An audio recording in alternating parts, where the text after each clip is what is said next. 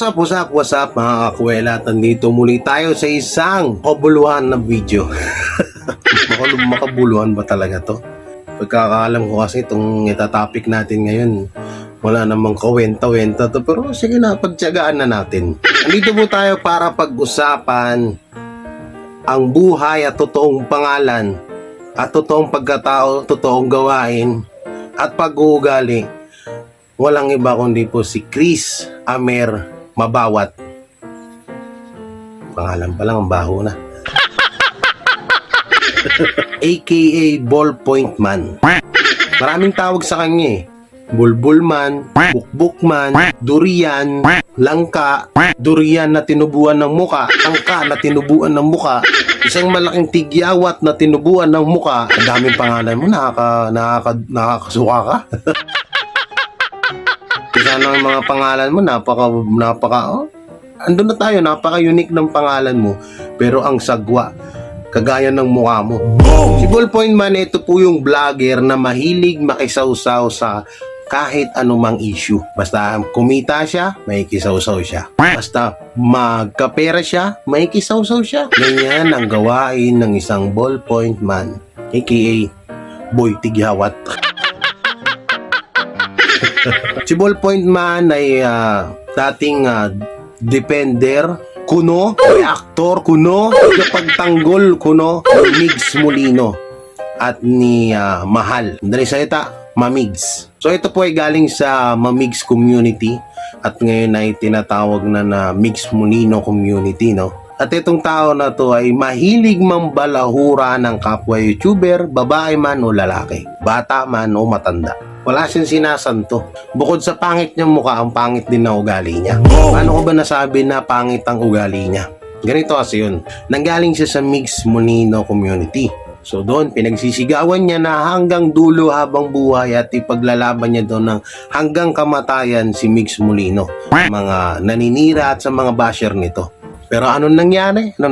Nung hindi siya napagbigyan, no, hindi siya alam mo na yun, hindi niya nakuha ang kanyang kagustuhan sa Migs Molino community, pinakyupakyuhan niya na sa live niya, sa mga video niya, si Migs Molino. At ngayon ay kumampi naman siya sa against sa Migs Molino community, o kay Migs Molino, o kay Bunso, na walang iba kundi si Mami Merly. At hindi rin po nagtagal, gaya ng ginawa niya kay Migs Molino, ginawa niya rin po kay Mami Merly. Nakipakyud niya rin yung matanda doon. Kung ano-ano rin pang babalahura ang sinabi niya doon. Bagay, yung ugali kasi minsan, pinapantayan sa mukha. Damn!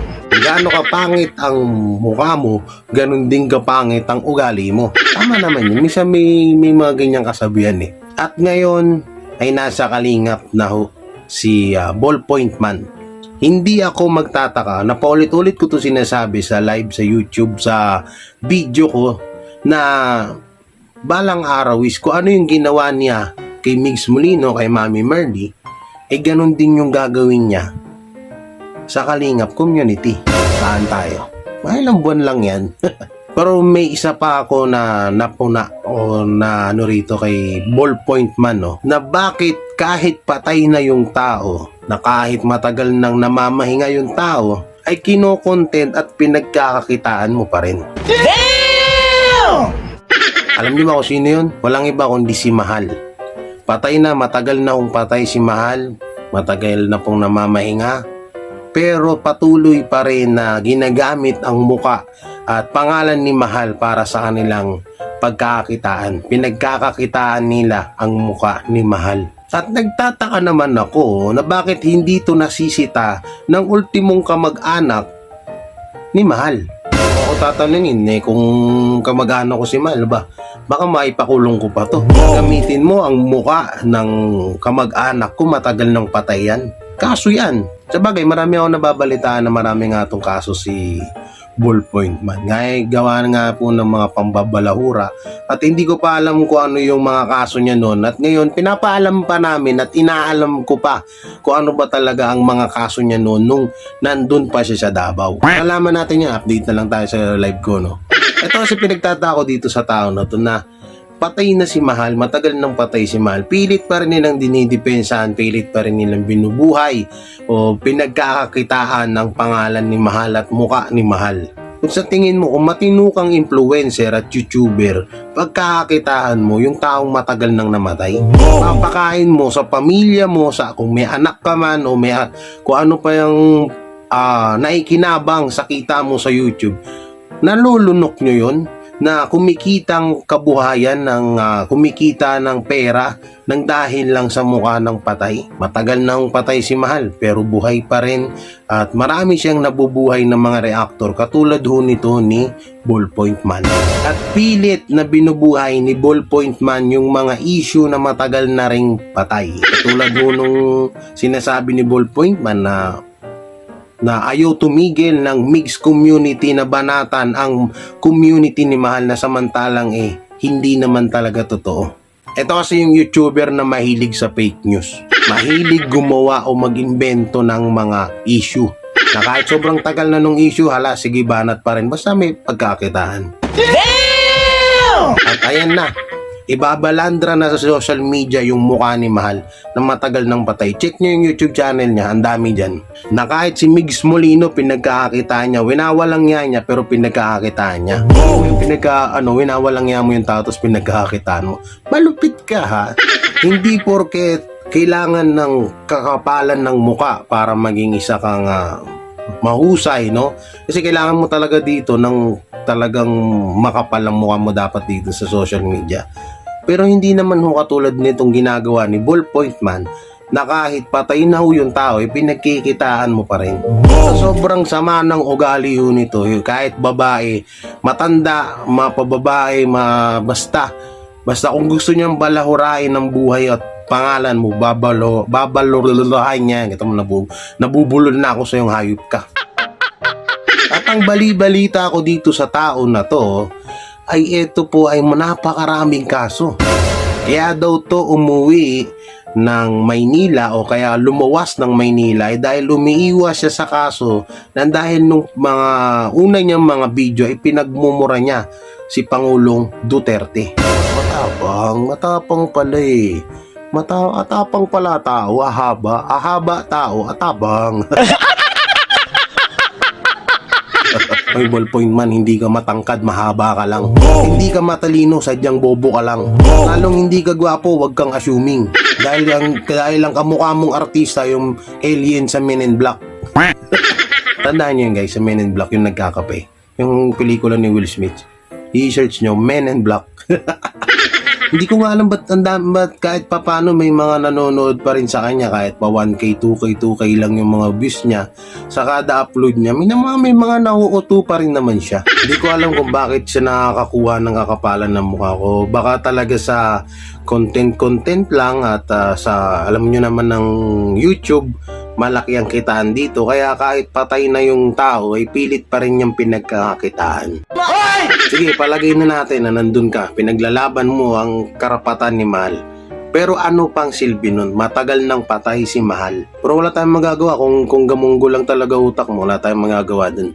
Sinasabi mo lagi sa live mo o sa premiere mo na yung issue na o yung binabanat mo kay Migs Molino ay hindi about o hindi tungkol dun sa pagtulong. No, yung sinasabi mo. Pero ano bang nagawa ni Migs Molino sa'yo at bakit galit na galit ka? Ano bang tunay na ginawa ni Migs Molino? Bakit galit na galit ka na pinagbibintangan mo na kung ano-ano siya pumatay kay Mahal, masama ugali ng mga Migs community, masama ugali ng mga defender, ay hindi ka naman babanatan ng mga yan kung maayos kang tao, tandaan mo yan. Hindi ka babanatan ng mga Migs defender kung maayos yung pakikitungo mo sa kanila.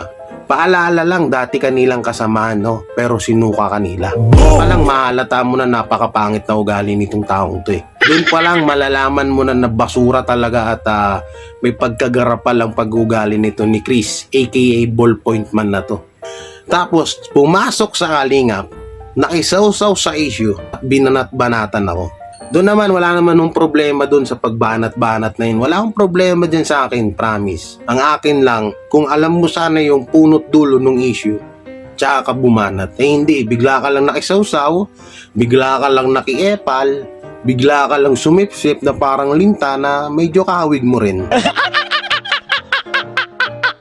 Ito yung vlogger, ito yung tao na kapatid ng magnanakaw.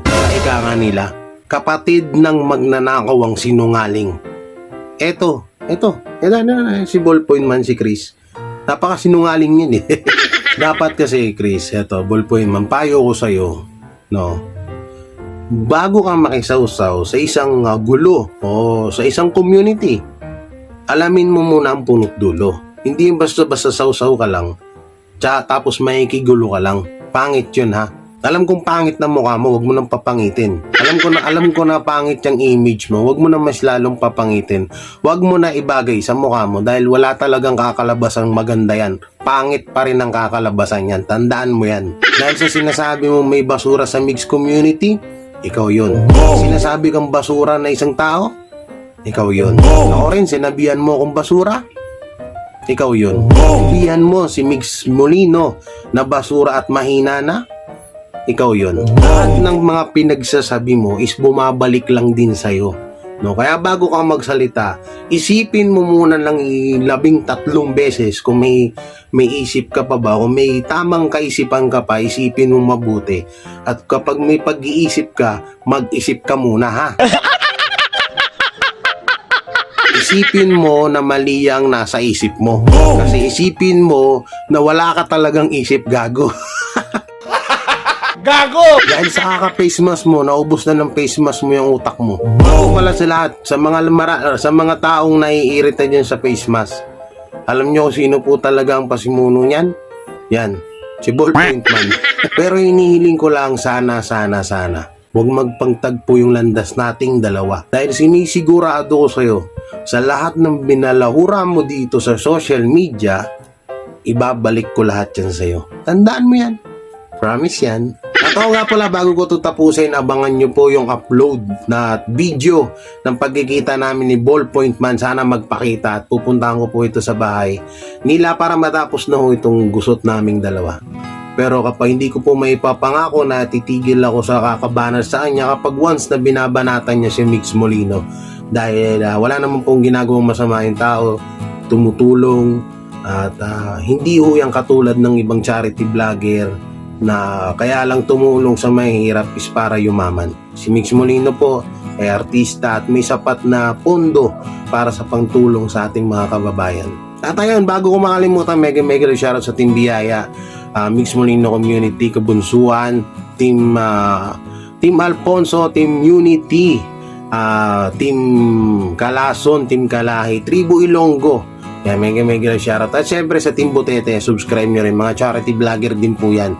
Sila Edison, sila Sardina, sila Ate Tabing at si Calso TV. Nakalimutan ko na iba. Yan, please subscribe sa kanilang mga YouTube channel. Syempre sa akin na rin, baka pwede. Yan, maraming salamat. Ingat kayo palagi and God bless. Tandaan mo, Ballpoint ha. Pag magkita tayo, suot mo yung kawali mo, lagay mo sa mukha mo.